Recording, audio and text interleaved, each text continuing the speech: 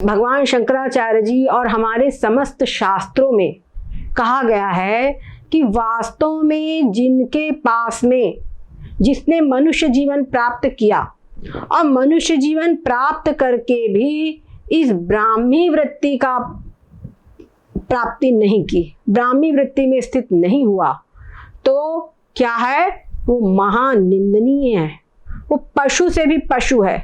हमारे श्रीमद् भागवत में भी उसको धिक्तंग नरंग पशुवत ऐसा कहा गया है, और उसको कहते हैं मिथ्या स जननी जनि दुख भाग्य। उसने अपनी माता को व्यर्थ ही प्रसव की पीड़ा दी है, बहुत उसकी निंदा की गई है।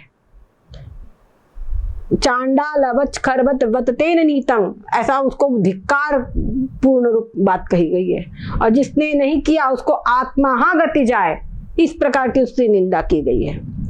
वही बात यहाँ पर भगवान शंकराचार्य जी कह रहे हैं, ये ही वृत्तिं जहत्येनां ब्रह्माख्यां पावनिं पराम ते तु वृथैव जीवन्ति पशुभिश्च समानराः। कहते ये ही वृत्तिं जहति, जो इस वृत्ति को त्यागते हैं, मतलब इस वृत्ति का अनुभव नहीं करते, इसका पालन नहीं करते हैं, जिस वृत्ति का नाम क्या है, ब्रह्माकार वृत्ति। ये पावनी परम पावन वृत्ति है, ये इतनी पावन वृत्ति है, इससे बढ़कर कुछ भी पावन नहीं है।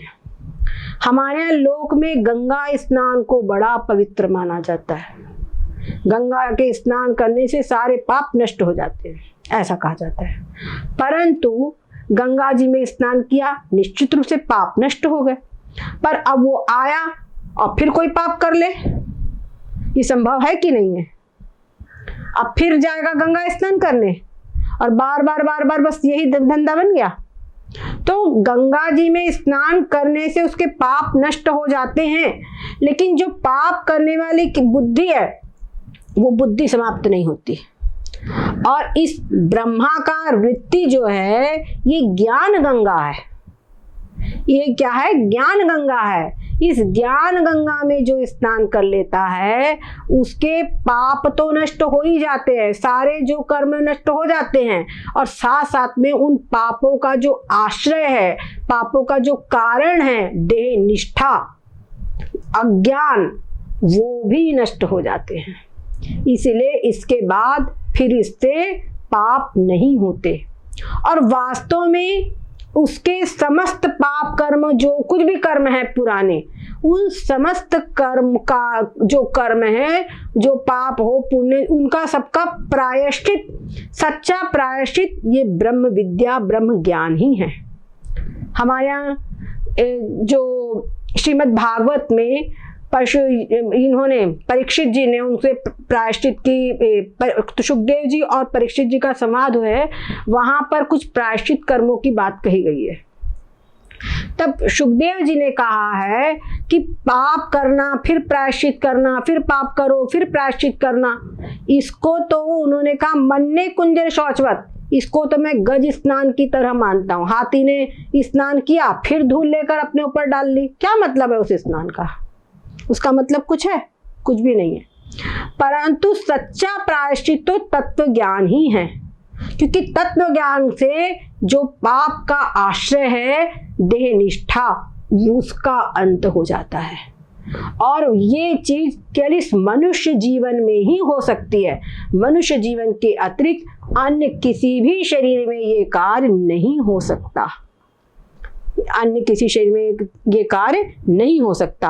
और मनुष्य शरीर प्राप्त करके भी तुमने अगर ये नहीं किया तो महा बोलते धिक्कार है उस व्यक्ति को, वो व्यक्ति का जीवन ही व्यर्थ है, वो पशुभिश्च समानराः, पशुओं के समान ही वो व्यक्ति है, वो मनुष्य पशुओं के समान ही है।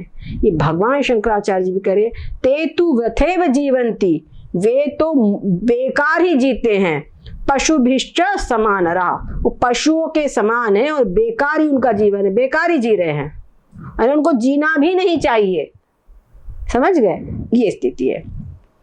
अब उसके बाद में इसमें एक और बात है, जिस समय पर हमारे ब्रह्मा जी ने संपूर्ण सृष्टि की रचना की उन्होंने। क्या कहते हैं, प्राणियों को बनाया, गंधर्वों को बनाया, वृक्षों को बनाया, नदियां, तमाम सब कुछ सृष्टि कर ली उन्होंने। तो उनको लेकिन संतुष्टि नहीं हुई। फिर उन्होंने मनुष्यों की रचना की। जब मनुष्यों की रचना की तो खुशी से नाच उठे, आज मेरी सृष्टि का कार्य, सृष्टि रचना का कार्य पूरा हो गया। आज मैंने अपनी प्रतिकृति तैयार कर ली, आज मैंने विष्णु का छोटा रूप तैयार कर लिया है, आज मैंने शंकर का छोटा रूप तैयार कर लिया है। इसके अंदर में तीनों की क्वालिटी है, उत्पत्ति, स्थिति और संहार, तीनों की इसमें क्षमता है। और साथ साथ में सबसे बड़ी इसमें क्षमता ये है कि ब्रह्मानुसंधान की, ब्रह्म साक्षात्कार करने की जो योग्यता है वो इस शरीर में है। अगर व्यक्ति चाहे तो इस शरीर में वो ऐसी ब्रह्म साक्षात्कार करके जो पुनरपि जननम पुनरपि मरणम पुनरपि जननी जठरे शयनम, उससे छूट सकता है। वो चीज केवल इसी शरीर में संभव है, इसलिए ये उत्कृष्ट योनि है। देवता भी इस योनि के लिए तरसते हैं, क्योंकि देव योनि में वहां के भोग योनि है, वहां पे भोग योनि है, तो जीवन में वो भोगों को भोगते भोगते उसमें लिपायमान रहता है, भगवान याद नहीं आते। इसलिए मनुष्य शरीर को सर्वोत्कृष्ट शरीर माना गया है। और उस मनुष्य शरीर को प्राप्त करके भी अगर इस ब्राह्मी वृत्ति को नहीं प्राप्त करता है तो वो महान, उसको दुर्भाग्य ही उसका कहे जाएंगे। यही बात यहाँ कह रहे हैं कि उसको महान धिक्कार है, मूर्ख, मूढ़, ऐसे उसको सब संबोधन किया जाता है। ठीक है। और उसके बाद में ब्रह्मवृत्ति जिसने प्राप्त कर लिया है उनकी महान प्रशंसा करते हैं। क्या कहते हैं, ये ही वृत्तिं विजानन्ति ज्ञात्वापि वर्धयन्ति ये ते वै सत्पुरुषा धन्या वन्द्यास्ते भुवनत्रये। जो इस वृत्ति को जान लेते हैं, मतलब आत्म साक्षात्कार करते हैं और फिर जान करके इस वृत्ति को वर्धयन्ति, यानी पुनः पुनः अभ्यास करके इस वृत्ति का विकास करते हैं, तो वो क्या कहते हैं, ते वै सत्पुरुषा धन्या, वे ही सत्पुरुष धन्य हैं। और वे वन्द्यास्ते भुवनत्रये, तीनों लोकों में वो वंदनीय है, तीनों लोकों में वो वंदनीय है। आप देखेंगे इनकी प्रशंसा हर कहीं कही गई है। जो ब्रह्म साक्षात्कार किए हुए मुनिजन हैं, इनका श्रुति में सब जगह पर इनका सम्मान है। हमारे भगवान श्री कृष्ण चंद्र जी में ऋषि भी बहुधा गीतम, उन्होंने कहा ऋषियों के द्वारा इसका गान किया गया है। और श्रुति भी कहती है ब्रह्म विदो वदंती, जो ब्रह्म तत्व को जानते हैं वो श्रुति भी इनको प्रमाण करके कहती है। ये जो ब्रह्मनिष्ठ है उसको श्रुति भी प्रमाण पुरुष मानती है कि हमने जो कहा है वो आपके पास में सैंपल ये है कि ये इन्होंने इसको जिया है, ये ऐसा कहते हैं। यानी ये जो हमने कहा है शब्द चीज उन्होंने अनुभव किया है, वो भी सैंपल आपके पास में है। और कहते हैं नृत्यन्ति पितरा, जिस समय पर कोई व्यक्ति ब्रह्म साक्षात्कार कर लेता है तो उसके पितरगण नृत्य करते हैं और उसके क्या देवता लोग प्रसन्न होते हैं। और उसके पितर लोग कहते को अगर कोई निम्न योनियों में हो तो उनको छोड़ दिया जाता है कि आज तुम्हारे कुल में किसी ने आत्म साक्षात्कार कर लिया है, अब तुम मुक्त हो, उनको मुक्त कर दिया जाता है। तो वो सब बड़े प्रसन्न होते हैं और बहुत आशीर्वाद देते हैं। आशीर्वाद क्या, वो खुद ही सब वो ब्रह्म रूपी हो जाता है, ब्रह्म वेद ब्रह्मे भवति। तो उसकी बात को परमात्मा भी नहीं झुटलाते, वो सच्ची पूछा जाए तो इस संसार में चलता फिरता ब्रह्म ही है।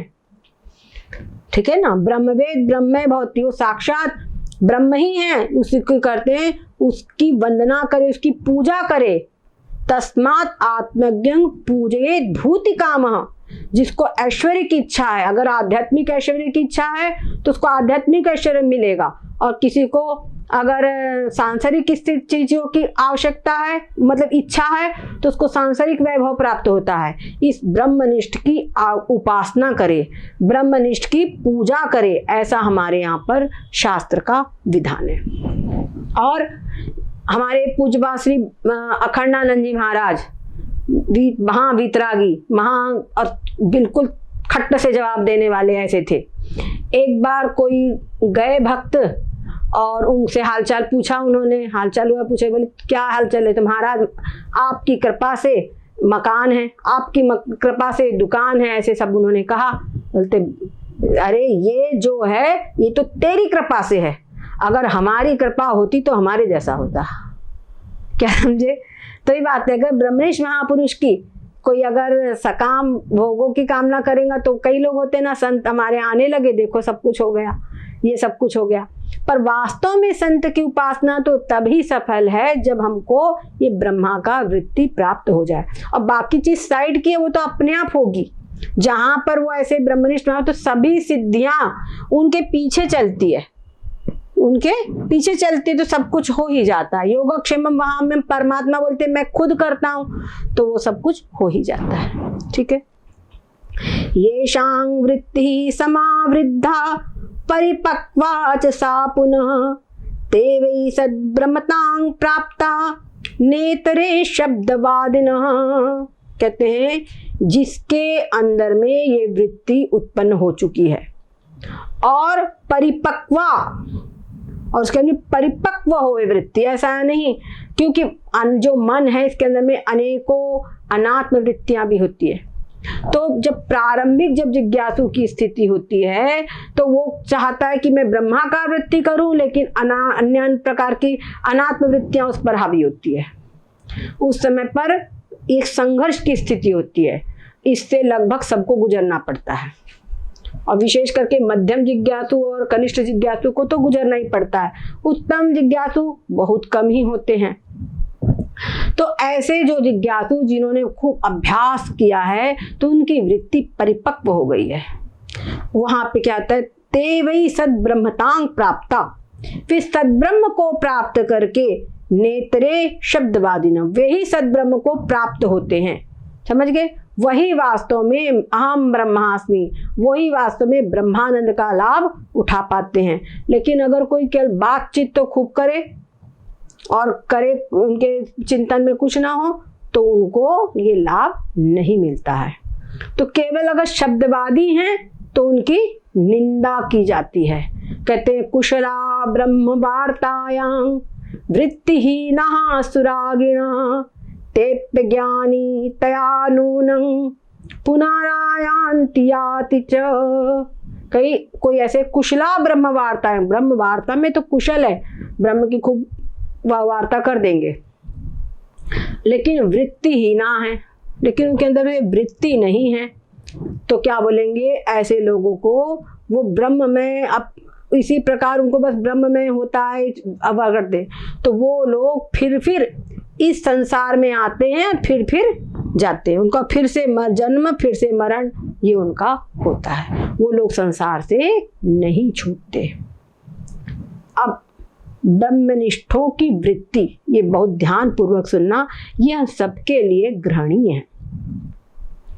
हमारे यहाँ पर विचार सागर में एक छोटा ग्रंथ है, बड़ा प्रिय ग्रंथ, बड़ा प्यारा ग्रंथ है, वो जिज्ञासुओं के लिए प्रारंभिक ग्रंथ है। वहां पे दिया हुआ है कि वह विस्मृत व्यवहार में कबहु को ज्ञानी संत, तो ज्ञानी जन भी है वो कभी कभी इस वृत्ति को व्यवहार काल में भूल जाते हैं, व्यवहार काल में इस वृत्ति को भूल जाते हैं, तो उस समय पर उनको अफसोस नहीं करना चाहिए। और जो अज्ञानी है वो हमेशा विमुख रहते हैं, वो अपने स्वरूप से हमेशा विमुख रहते हैं, ये अंतर है। पर यहाँ पर क्या कह रहे हैं, ब्रह्मनिष्ठों के लिए क्या कर, निमेषादं न तिष्ठन्ति वृत्तिं ब्रह्ममयी विना यथा तिष्ठन्ति ब्रह्माद्यः सनकाद्यः शुकादयः। कहते हैं निमेषार्धं, यानी आधे निमेष के लिए भी, निमेष का मतलब क्या होता है, जो पलक झपकाने में जो समय लगता है उसको निमेष कहते हैं, या एक क्षण कह दो। तो कहते आधे क्षण, निमेषार्धं यानी आधे क्षण के लिए भी न तिष्ठन्ति वृत्तिं ब्रह्ममयी विना, इस ब्रह्ममयी वृत्ति के बिना जो जिज्ञासु है वो समझ ले कि हमको आधे क्षण के लिए भी इस वृत्ति के बिना नहीं रहना है। कैसे? इसमें उदाहरण क्या है, हमारे आदर्श का, अपना आदर्श किसको बनावे, यथा तिष्ठन्ति ब्रह्माद्याः, ऐसे ब्रह्मा विष्णु महेश ये आधे क्षण के लिए भी अपनी वृत्ति से रहित नहीं होते, हमेशा अपने उसमें रहते हैं। सनकाद्याः, सनकादि ऋषि, ऐसे जो उच्च कोटि के ऋषि है, और शुकादय सुखदेव जी, इस कोटि के जो संत है, महापुरुष है, मुनिगण हैं, वो लोग हमेशा इस वृत्ति के अंदर ही रहते हैं। इसीलिए हमारे संस्कारी को देखत बालक बहुकालीना, देखने में ये केवल बालक है लेकिन ये वास्तव में साक्षात वेद ही है ना। जो सुखदेव जी है उनकी भी महिमा आप लोगों को खूब पता है। वेद व्यास जी ने हा पुत्र करके उनके पीछे चलने लगे, तब सुखदेव जी की ओर से वृक्षों ने उत्तर दिया। क्या समझे? सुखदेव जी की ओर से वृक्षों ने उत्तर दिया, और जिस समय पर वो जा रहे थे तो सुखदेव जी आगे आगे गए। उस समय पर नदी पे कुछ नारियां स्नान कर रही थी। सुखदेव जी गए तो कोई उनको फर्क नहीं पड़ा, अपने स्नान करती रही जैसी तैसे। पर उनके पीछे पीछे वेदव्यास जी आए। जब वेदव्यास जी आए देखा, उन्होंने झटझट निकल के कपड़े पहनने लगी। तो वेदव्यास जी ने कहा, मेरा युवा पुत्र यहाँ से निकल गया, तब तुम लोगों को कोई लज्जा नहीं हुई, और मैं तो बूढ़ा हूं। तो उन्होंने कहा कि महाराज, आपके पुत्र की दृष्टि में स्त्री पुत्र भेद है ही नहीं। क्या समझा? आपका जो पुत्र है उसके लिए तो सब कुछ ब्रह्म है, तो स्त्री पुत्र भेद है ही, स्त्री पुरुष भेद उसके लिए है ही नहीं। तो वहां पे केवल ब्रह्म ही है, तो उसके लिए हमको कोई लाज की बात नहीं है। और आप हमसे पूछ रहे हो, और पुत्र को तो ये भी नहीं पता कि यहाँ नारियां स्नान कर रही कि क्या है, देखा कुछ नहीं। तो ऐसे जो उच्च कोटि के महापुरुष है उनको अपना आदर्श बनाए, उनको अपना आदर्श बनाए, उनसे अपनी प्रेरणा ले कि हमको उनके समान रहना है। उनसे प्रार्थना करे कि आप हमको बस शक्ति दीजिए, आप ये वृत्ति हमको दीजिए। और इस प्रकार से हमेशा हम श्रीमद् भगवद गीता में ये आया है, वसुदेव सर्वमिति समात्मास्तु दुर्लभ। वसुदेव ही सब कुछ है, मतलब ये आत्म तत्व ही सब ही है। मुझको ऐसे परमार्थ से देखने वाला जो जिज्ञासु है वो महात्मा सुदुर्लभ है। सुदुर्लभ है ने, एक तो होता है दुर्लभ, दुर्लभ है ने बहुत मुश्किल से मिले, और उसमें भी सुदुर्लभ है ने दुर्लभ से भी दुर्लभ। क्या समझे? और क्या कहते हैं भगवान? ज्ञानी त्वात्मे में मतम, ज्ञानी भक्त मेरी आत्मा है। समझ गए? ऐसा जो ज्ञानी है, जो सब कहीं मेरे को ही देखता है, वो ज्ञानी मेरी आत्मा है। तो क्या हुआ? टॉप मोस्ट पोजीशन किसको दी गई? इसको दी गई। टॉप मोस्ट पोजीशन किसको गई? जो आत्म तत्व का हर कहीं देखने वाला जो जिज्ञासु है, आत्म तत्व में स्थित, उसको टॉप मोस्ट पोजीशन दी गई है। ठीक है? कुछ लोग बोलते हैं भक्ति ही बनना ठीक है, भक्ति को ही श्रेष्ठ बोलते हैं, पर भक्ति को श्रेष्ठ बोलने वाले ये भक्ति क्या है यही नहीं जानते हैं।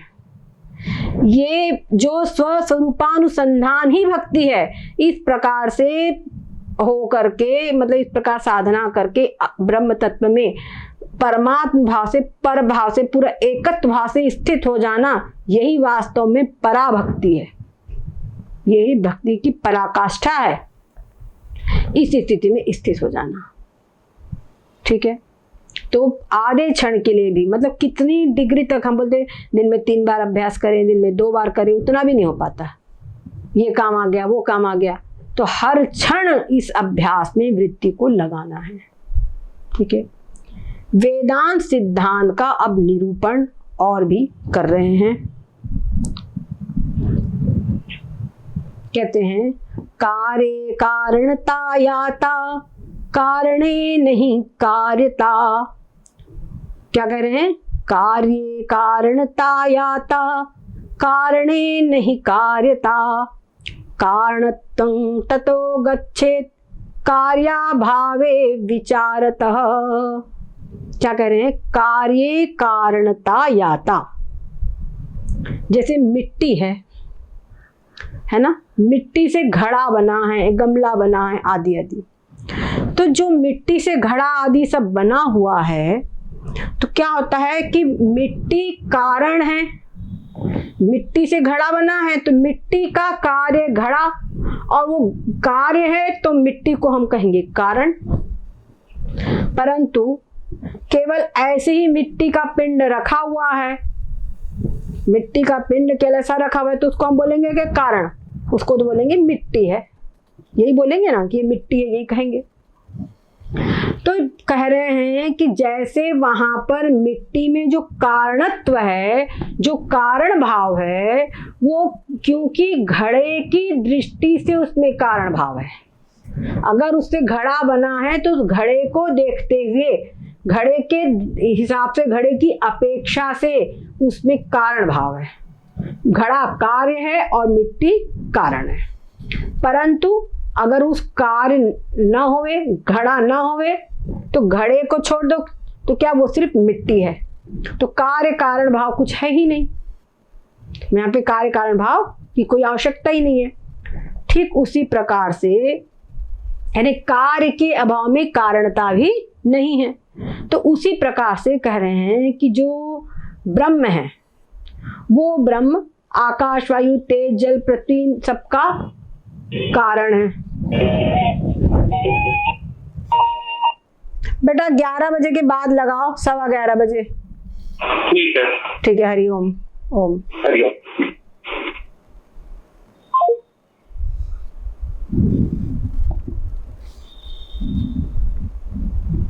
हेलो, आवाज आ रही है?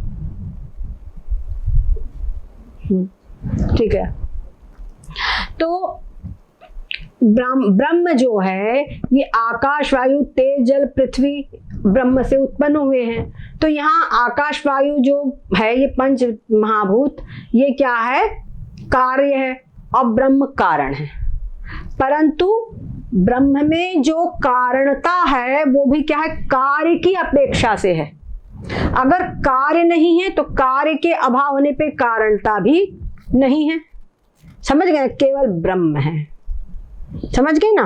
ब्रह्म को हम जब कार्य कारण भाव हम देखेंगे तो हम देखेंगे मिट्टी है तो मिट्टी यानी घड़ा देखेंगे तो घड़े की दृष्टि से, घड़े की आकृति को हम जब देखेंगे तो उस दृष्टि से वो मिट्टी है। मिट्टी जो घड़ा कार्य और मिट्टी कारण है। पर हम केवल मिट्टी वाली दृष्टि से देखें, घड़ा वाली दृष्टि रखे ही ना, है ना, घड़ा को देखे ही ना, केवल मिट्टी को ही देखे तो उसमें कार्य कारण भाव की आवश्यकता ही नहीं है। कारण तक कारणत्व है ही नहीं उसमें फिर, है ना। ये बात जरा समझने में कठिन है पर इसको समझिए। मतलब कार्य की अपेक्षा से उसमें कारणत्व है, अगर कार्य नहीं तो कारणता भी नहीं। जैसे कोई महिला है सपोज करो, तो उस महिला के कोई बच्चा हो गया, पहले वो महिला को सिर्फ महिला कहा जाएगा, है ना, पर जब उसका कोई बच्चा हो गया तो उसको माँ कहा जाएगा। तो जब बच्चा हुआ तो बच्चे की अपेक्षा से वो माँ है, और बच्चा नहीं है तो माँ हुई क्या? बोलिए, नहीं हुई ना, केवल महिला है। ऐसे ही ब्रह्म से, अच्छा बच्चे की दृष्टिकोण से ना देखो, बच्चा हुआ है लेकिन फिर बच्चे वाली दृष्टि, वो महिला है, उसमें महिलापना है। उसी प्रकार से जो ब्रह्म है वो सबका, उससे संपूर्ण सब कुछ उत्पन्न हुए, संपूर्ण भूत उत्पन्न हुए हैं। तो सारे भूत जो है वो कार्य है, और कार्य की अपेक्षा से कार्य है, इसलिए ब्रह्म को कारण कहा जाएगा। पर वो कार्य वाली दृष्टि समाप्त कर दो, कार्य वाली दृष्टि समाप्त कर दो, केवल ब्रह्म को देखो तो क्या वो सिर्फ ब्रह्म है, उसमें कारण बोलना नहीं बनता। ठीक है, यही बात यहां पर कह रहे हैं। तो कह रहे हैं जैसे कार्य में कारणता यानी अच्छा जो मिट्टी, वो जो घड़ा आदि बना उसमें मिट्टी ओत प्रोत है पूरा, है ना, मिट्टी उसमें ओत प्रोत है, तो कार्य में कारणता रहती है। ठीक है, परंतु कारण में कार्यता नहीं होती, कारण में कार्यता नहीं मालूम होती है। तो यहाँ पर ये कह रहे हैं कि जितना भी आकाश आदि सब कुछ है ये सब कुछ अनित्य है। ठीक है, कि ये सब कुछ अनित्य है, इसको सबको अनित्य है, ये नाम रूप सब कल्पित है। इस प्रकार से देख करके इनका जो अधिष्ठान जो ब्रह्म है वो कारण स्वरूप उसको कहने की आवश्यकता, केवल मात्र ब्रह्म है, उस ब्रह्म का ही ग्रहण करो, वो ब्रह्म ही है। ठीक है, ऐसा समझ लो। ये कार्य कारण मतलब जो नाम रूपों की वाली दृष्टि है, जो कार्य वाली दृष्टि है, उसको हटा के केवल कारण को ही ग्रहण करो पहले। तो जो कारण को जब तुम ग्रहण करोगे, पर कैसे करोगे? विचारतः। ऐसा नहीं कि घड़ा को फुट डालो और मिट्टी को ग्रहण करो, नहीं। घड़ा बना हुआ है, बड़े रहने दो, पर उसमें मिट्टी का देखो तुम, तो मिट्टी जो है वो मिट्टी है। तो कहते हैं ऐसा होने से क्या होगा? अथ शुद्धं भवेद वस्तु यद्वै वाचाम गोचरम द्रष्टव्यं रद्घटेनेव दृष्टान्तेन पुनः पुनः। यानी इस प्रकार से देखने पर क्या होता है? शुद्धं भवेद वस्तु, जो अवांग मनस गोचर तत्व है, वो तत्व वो क्या हो जाता है? वो द्रष्टव्य हो जाता है। वो कैसे हो जाता है? दृष्टव्य हो जाता है। और इसी प्रकार से मिट्टी और जो बर्तन है, मिट्टी और घट, इनके उदाहरण को बार बार चिंतन करके इस दृष्टांत के द्वारा समझ करके वहां इसको ब्रह्म में घटावे, तो ब्रह्म जो है उसमें कारणता नहीं है, केवल ब्रह्म ही है। इस प्रकार से बारंबार सद वस्तु ब्रह्म को ही केवल ग्रहण करे। इससे करने से क्या होता है कि जो हम ये जैसे वहां पे घड़े को देखकर उसमें मिट्टी का ग्रहण हो जाता है ना, जो घड़ा है उसको देख करके हम मिट्टी का ग्रहण कर लेते हैं, वैसे सारा नाम रूपात्मक जो प्रपंच है उसको देखकर उनमें हम ब्रह्म को ग्रहण कर ले। समझ गए? उसको अंदर हम ब्रह्म को ग्रहण कर ले, ये ब्रह्म है, ऐसा समझ ले। तो उससे क्या होता है? अनेनैव प्रकारेण वृत्तिर्ब्रह्मात्मिका भवेत् उदेति शुद्ध चित्तानां वृत्ति ज्ञानं ततः परम। इस प्रकार से हर जगह पर वहाँ केवल कारण, इस जो भी कुछ प्रपंच नजर आ रहा है इसका ये क्या है? इससे वास्तव में कारण ब्रह्म, इसमें ब्रह्म को ग्रहण करते करते, इसका जो उपादान कारण है उसको ग्रहण करते करते अंत में जो कारण है वो पूर्ण रूपेण व्यक्त हो जाता है, पूर्ण द्रष्टव्य हो जाता है, वो क्लियर कट अनुभव में आने लगता है। ठीक है, तब कारणं व्यतिरेकेण पुमानादौ विलोकयेत् अन्वयेन पुनस्तद्धि कार्ये नित्यं प्रपश्यति। तो प्रारंभ में वो घड़ा और मिट्टी दोनों देखेगा, और देख करके घड़े को अलग कर करके मिट्टी को देखे। समझ गए? जो भी चीजें हैं उनमें कारण, कार्य को अलग कर करके कारण को देखे। उसी प्रकार से सब कहीं जो है ये कुछ जो है ये ब्रह्म है, उस नाम रूपों को अलग करके उसमें ब्रह्म का दर्शन करे। और धीरे धीरे धीरे धीरे क्या हो जाता है? नाम रूपों का पूर्ण रूपेण त्याग। और ये जो इतने भी नाम रूप है सब में अस्ति भाति प्रिय ब्रह्म है ही है। तो केवल मात्र आखिरी में अस्ति भाति प्रिय ब्रह्म ही एकमात्र रह जाता है। और ये जो ब्रह्म है इसमें न कारण भाव है न कार्य भाव है, एज इट इज जो है सो है। कार्य ही कारणं पश्चेत, तो कार्य में केवल कारण को ही देखे। क्या समझे? उसमें केवल कारण को ही देखे, और उसके बाद पश्चात कार्यं विसर्जयेत, उसके बाद तो कार्य का विसर्जन कर दे, मतलब कार्य का पूर्ण रूपेण त्याग हो जाए। केवल मात्र एक ब्रह्म तत्व को देखने का स्वभाव बना ले। जब ऐसा हो लेता है तो क्या था? कारणत्वं ततो गच्छेत अवशिष्टं भवेन् मुनि। तो उसके अंदर कारणत्व इसका भी अभाव हो जाता है। जब कार्य ही नहीं है तो ये ब्रह्म कारण है बोलने की भी कोई आवश्यकता नहीं है, तो उसके अंदर में कारणत्व भी खो जाता है। तब वो केवल अपने स्वरूप ब्रह्म तत्व को ही प्राप्त हो जाता है, और ऐसी स्थिति में उसको कहा जाता है ये मुनि हो गया है। ठीक है, ये मुनि हो गया है। इस प्रकार से बात समझाई जा रही है। अब इसके बाद में एक शंका खड़ी होती है, जो अपरोक्ष ज्ञान जिसको हो चुका है, ब्रह्म अनुभव में अपरोक्ष रूप से आ चुका है, उसको तो समझ में आ गया कि उसकी मुक्ति हो जाएगी। पर मान लो कि जिसको अपरोक्ष ज्ञान नहीं हुआ है, केवल परोक्ष ज्ञान है, जिसको केवल परोक्ष ज्ञान है, उसका क्या होगा वो हम कल बताएंगे। कल हम परोक्ष ज्ञान क्या है और अपरोक्ष ज्ञान है इसको भी थोड़ा सा, इसका भी वर्णन करेंगे और बाद में फिर आगे ग्रंथ चलेगा।